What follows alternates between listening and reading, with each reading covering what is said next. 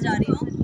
तो 14 अप्रैल को हमारे डॉक्टर BR अम्बेडकर जी, जो कि कॉन्स्टिट्यूशन के मेकर्स हैं, संविधान निर्माता, उनका जन्म दिवस है।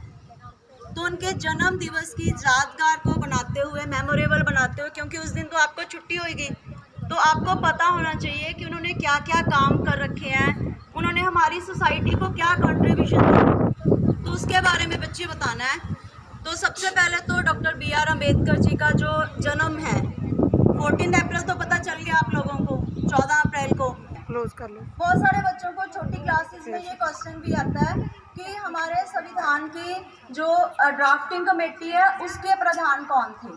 तो आप सभी को पता है कौन थे ड्राफ्टिंग कमेटी, मतलब जिन्होंने कॉन्स्टिट्यूशन का प्रारूप तैयार किया था, खरड़ा तैयार किया था, पंजाबी में बोलते हैं खरड़ा कमेटी के प्रधान। तो कौन है वो? Doctor BR Ambedkar ji. वैसे संविधान सभा के प्रधान, जो हमारी कॉन्स्टिट्यूंट असेंबली है, उसके प्रधान डॉक्टर राजेंद्र प्रसाद जी थे, जो कि हमारे इंडिया के फर्स्ट, बोलो क्या है वो? डॉक्टर राजेंद्र प्रसाद जी क्या है इंडिया के फर्स्ट? आवाज आ रही है?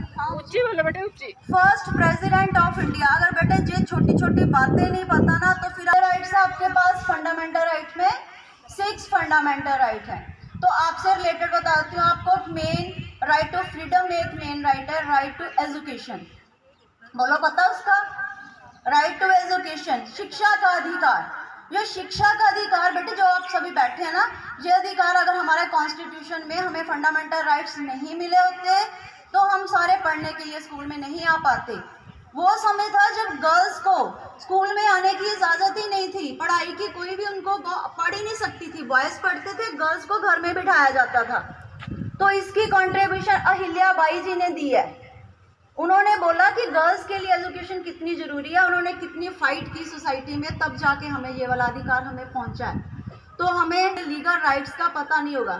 और बेसिकली अगर आपको कोई प्रॉब्लम आती है, आपके कोई राइट्स खींचता है, तो आप कहाँ जाते हो बताओ? अगर आप हमारे राइट्स को कोई खींचता है, लेता है, तो आप जुडिशरी के पास जा सकते हो। क्लियर? तो फंडामेंटल राइट्स के पीछे लीगली पार जुड़ी है। जिसके पीछे लीगल कानून जुड़ गया उसके कोई उसको नष्ट नहीं कर सकता, कोई वापस नहीं ले सकता है। तो इसीलिए आपको अपने राइट्स के बारे में, गर्ल्स के लिए स्पेशल क्यों जरूरी है, गर्ल्स को राइट सारे मिलने क्यों जरूरी है? गर्ल्स ने आफ्टर मैरिज अपने